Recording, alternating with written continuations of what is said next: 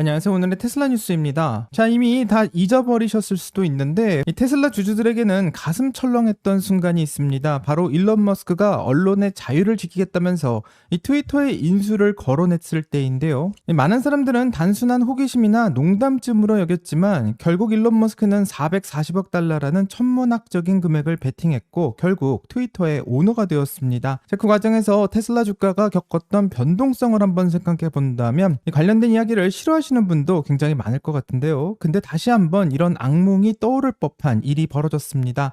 자, 일론 머스크는 자신의 X 계정에 도발적인 투표를 하나 올렸고요. 내용을 보면 라이언 에어를 인수해서 진짜 이름이 라이언인 사람을 CEO로 앉히는 게 좋겠냐고 질문하고 있습니다. 자, 글만 보게 되면 일론 머스크 특유의 농담처럼 보이지만 그를 오랫동안 지켜봤던 테슬라 투자자들에게는 일론은 빈말을 하지 않는 사람이라는 것을 알고 있고요. 그가 했던 말들은 결국 현실이 되는 것을 보고 있었습니다. 자, 도대체 유럽 최대의 저가 항공사인 라이언에어와 일론 머스크 사이에 무슨 일이 있었던 걸까요? 잘 굴러가고 있는 항공사를 굳이 사버리겠다라는 이 발언은 왜 일어났는지 궁금할 수밖에 없습니다. 자, 그럼 어떤 이야기인지 같이 한번 살펴보겠습니다. 자, 끝까지 함께 해주시길 바라고요. 그럼 출발할게요.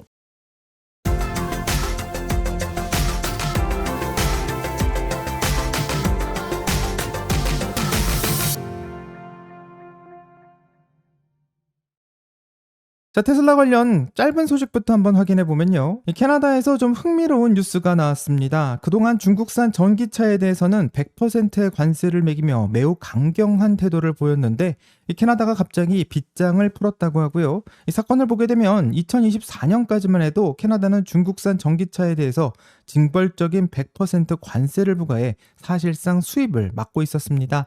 자, 그런데 마크 카니 캐나다 총리의 발표에 따르면 무역 협정에 따라서 이 중국산 전기차의 수입이 허용이 되었고 연간 49,000대라는 제한된 물량에 한해서 관세를 6.1%로 대폭 낮추기로 합의했다고 합니다. 최근 캐나다가 중국과 협정을 맺으면서 이 전기차에 대한 관세를 내리고 또 미국과의 관계까지 고려한 결정으로 보이는데요. 이 캐나다가 관세를 내리고 있는 명분은 이 소비자들을 위해 저렴한 중국차를 들어오겠다라고 말하고 있는 것이지만 현재 언론에서는 이 틈새를 파고들어서 진짜 승자가 될 기업은 중국 전기차 회사가 아닌 테슬라라고 말하고 있습니다.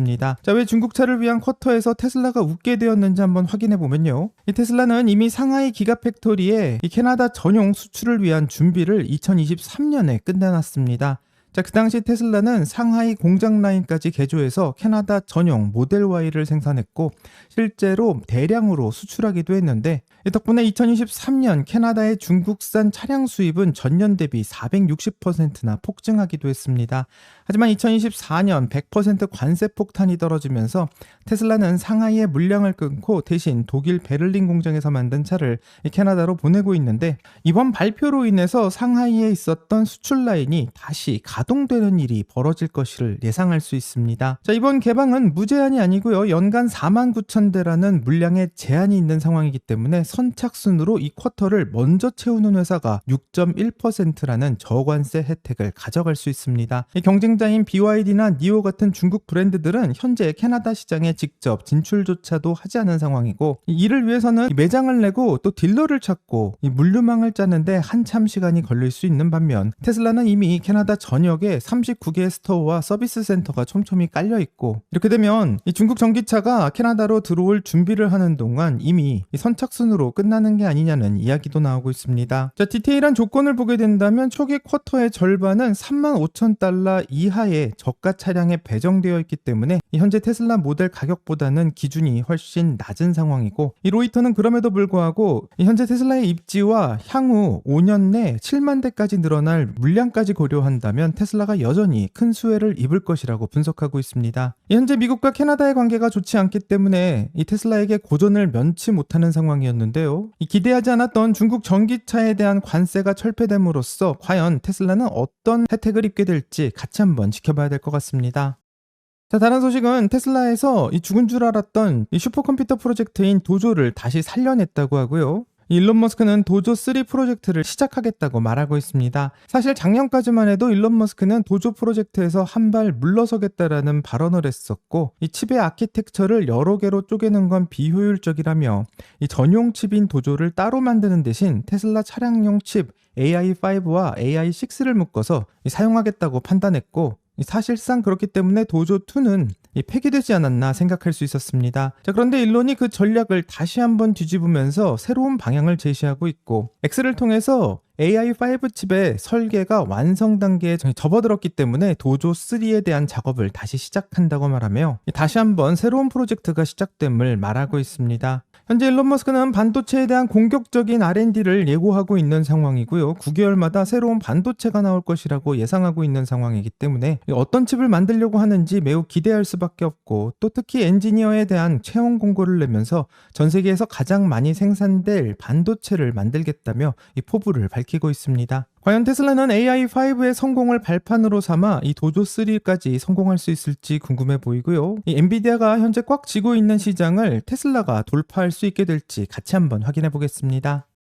자, 이제 다시 비행기에 대한 이야기로 넘어가면요. 일론 머스크와 대립각을 세우고 있는 상대방이 누구인지 한번 확인해 봐야 되는데, 바로 아일랜드의 저가 항공사인 라이언에어와 그 수장인 마이클 오리얼이 CEO입니다. 자, 한국에서는 이 항공사가 없기 때문에 좀 생소할 수 있지만 유럽에서는 비용 절감의 화신이로 불리고 있고, 이 기업의 경영 측면에서는 매우 탁월한 원가 절감의 능력을 보여주고 있지만 그 방식이 너무 극단적이라서 언제나 논란의 중심에 서기도 합니다. 자, 비행기 내 화장실을 유료화하겠다거나 이 비행기 입석 좌석도 도입하겠다는 등 전 세계적인 비난과 화제를 동시에 모았던 인물인데, 이 철저하게 수익성만을 쫓는 경영 스타일을 고수해 온 회사입니다. 자, 근데 점점 시대가 변하고 있고요. 항공 서비스의 핵심 경쟁력 중 하나가 요즘 기내 인터넷이 화제인데, 이 델타와 유나이티드, 카타르 항공 등 글로벌 메이저 항공사들은 앞다투어 일론 머스크의 위성 인터넷인 스타링크를 도입하고 있고, 비행 중에도 끊임없는 초고속 인터넷을 제공하는 것이 이제는 선택이 아닌 점점 필수가 되고 있습니다. 자, 당연히 스페이스X 측에서도 라이언에어의 스타링크 도입을 제안했고,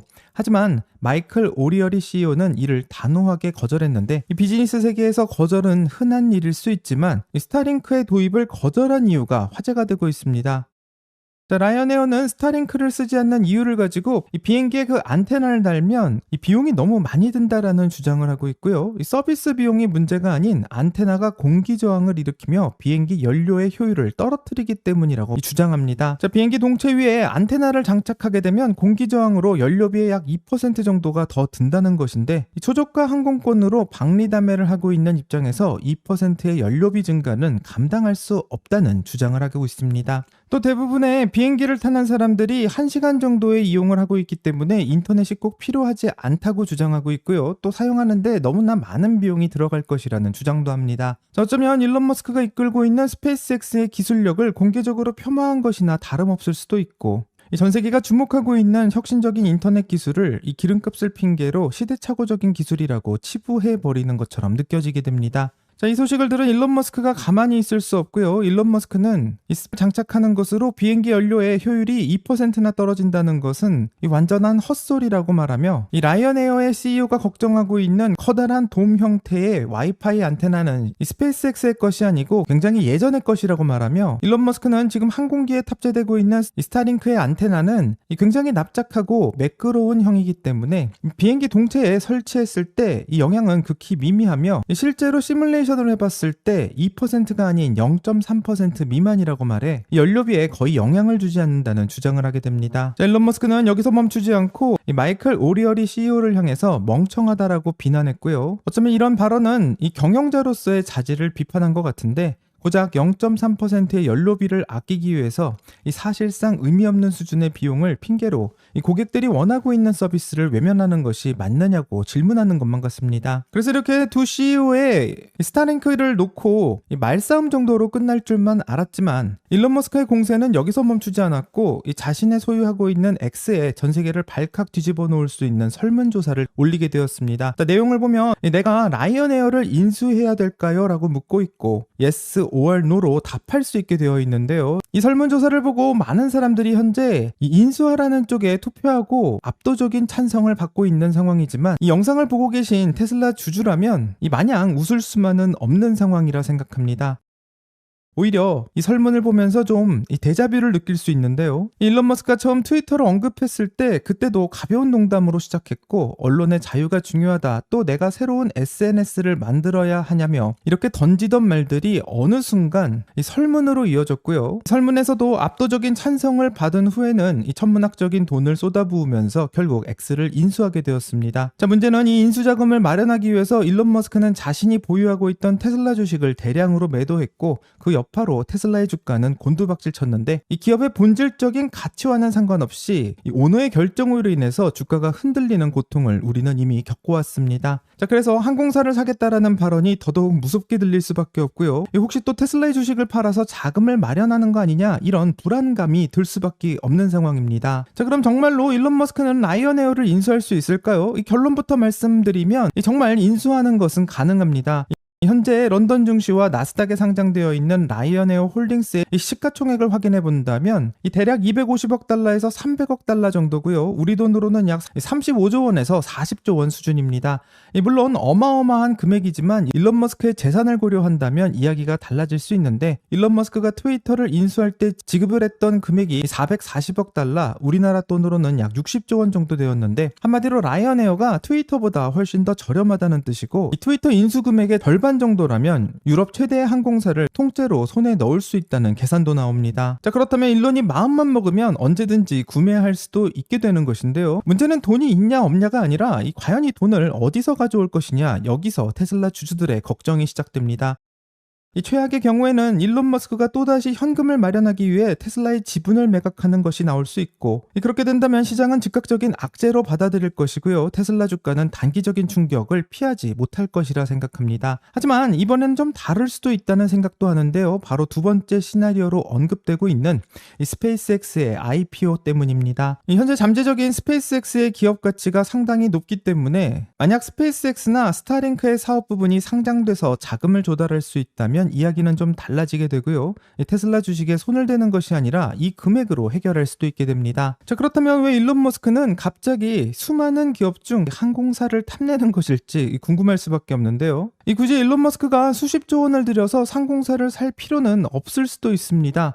이미 에어프랑스나 대한항공에서도 스타링크를 사용한다고 발표하고 있고요. 그냥 전 세계 항공사의 안테나를 팔면서 수신료를 받는 것이 훨씬 더 남는 장사일 수도 있습니다. 자, 하지만 일론 머스크가 만약 직접 항공사를 사게 된다면 안테나를 파는 납품업자에서 이제는 항공산업의 판을 짜는 주인이 될 수 있다는 선언으로 들리기도 하는데, 이렇게 되면 그려볼 수 있는 두 가지 그림이 있습니다. 첫 번째는 슈퍼앱인 X의 이 결제 생태계의 확장을 생각해 볼 수 있고요. 최근 들어 X가 점점 더 이 결제용으로 사용된다라는 이야기가 나오고 있는데, 만약 이 항공사까지 가지게 된다면 이 고객의 데이터와 결제 수수료까지 이 많은 것을 독점할 수 있게 되고, 이 항공산업은 엄청난 현금이 오고 가는 거대한 시장으로 알려져 있는데, 이렇게 되면 X에서 예약부터 발권 또 수화물의 추가와 이 식음료 결제까지 모든 과정을 슈퍼앱인 X에서 해결할 수도 있습니다. 자, 그렇기 때문에 항공사를 인수하는 것은 이 단순하게 비행기 사업을 하는 게 아니라 그 안에서 발생하고 있는 현금의 흐름을 X로 사용할 수도 있는 전략일 수도 있고요. 이 두 번째로는 월가에서 말하고 있는 바로 테슬라 에이비에이션에 대한 실현인데요. 이 모건 스탠리에서는 리포트를 통해서 꾸준히 테슬라가 앞으로 이 비행기 사업을 할 것이다라는 이야기를 했는데, 이 테슬라 배터리의 기술의 종착지가 결국 전기차를 넘어서 하늘이 될 것이라고 예고해 왔습니다. 만약 테슬라가 전기 비행기를 만든다고 해도 이 다른 항공사들이 선뜻 사용해 줄 것 같지는 않고요.